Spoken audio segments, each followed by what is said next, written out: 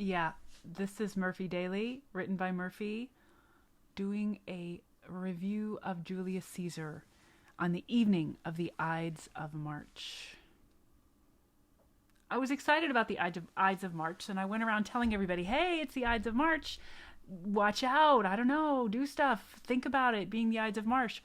And so I was like, oh, yeah, I actually do have a beautiful recording of Julius Caesar by Shakespeare on my library, and it's recorded performance by the Royal Shakespeare Academy.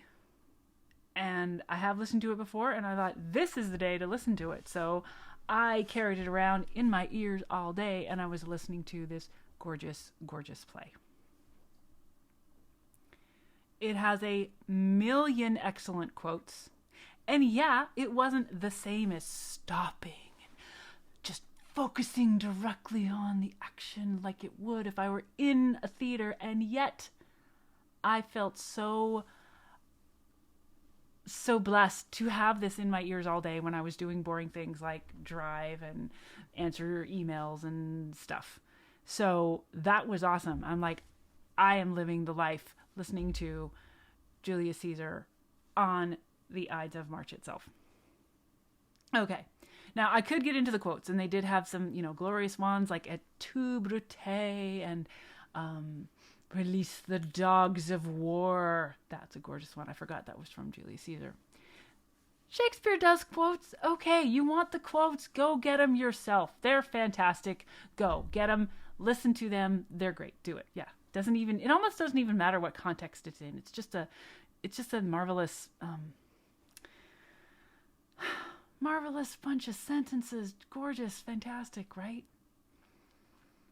And I was thinking, as it washed over me today, what they would have thought on its opening night. Do you think that the English citizens were on the side of Brutus or Julius Caesar? I really don't know. I don't know. See, that's the thing. This happened. This is a history. And Shakespeare is good at doing histories. He's got a whole bunch of histories, right? This one was a history that wasn't even England. It was a history of another nation. It was England adjacent, right? Because England really had a thing for Rome and the Empire of Rome. So, it was in English history, kind of. But they were not a republic. They were not a democracy. And Julius Caesar was the one who created a monarchy in Rome. The Caesariness, the kingliness in Rome. And so, would they have been pro the monarchy? Even though it was kind of like bad in the ideals of the Rome. I don't know, because Brutus was sure that he was on the side of Rome when he decided he had to kill his friend. Wow, that's some messed up stuff, to have to side with your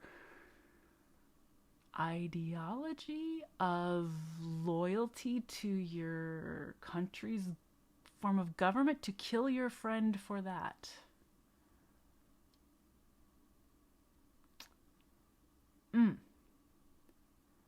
That's very dark. But he was totally convinced, and his friends were totally convinced. And they had to live with that. This is something that was... This was a dilemma that was kind of touched on in Crime and Punishment hundreds of years later. Like, what does it mean to have to kill somebody and live with that? Yeah.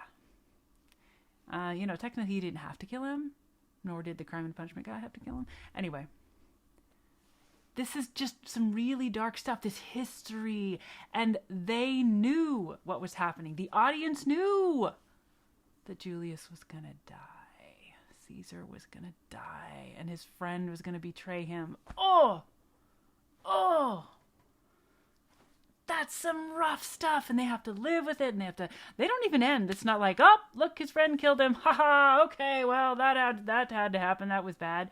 No, they keep going and they keep wrestling with it. That's the thing. They're like, yeah, he decides he has to kill him, then he has to like live with it, and he kind of couldn't. He couldn't.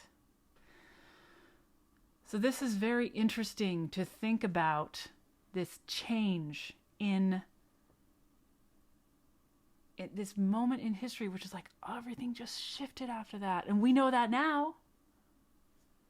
Brutus didn't know that then. And that's part of Shakespeare's genius, to pick that moment in history and say, yeah, but right then.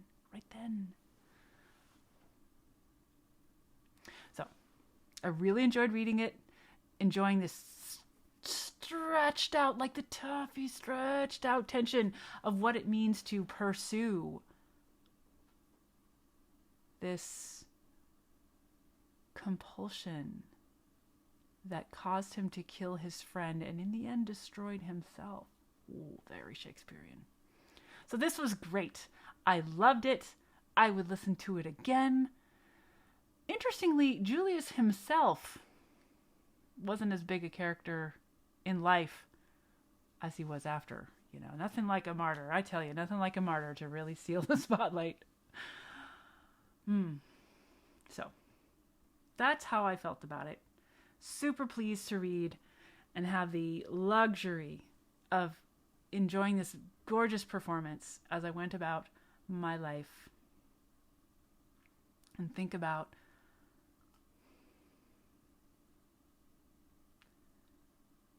the situations that life puts you in. And also, turns of phrases, man, they are worth it. Okay. So I enjoyed it. On the Ides of March. Let me know what you think. Do you love Julius? Did you think Brutus was a good guy? Did you think he was horrible? What do you think?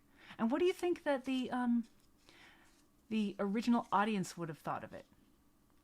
I wonder, surely they have reviews. I don't know. There's so much Shakespearean scholarliness. I'm sure somebody knows what they thought of it at the time. What do you think? I'd love to hear what you think. Let's keep the conversation going.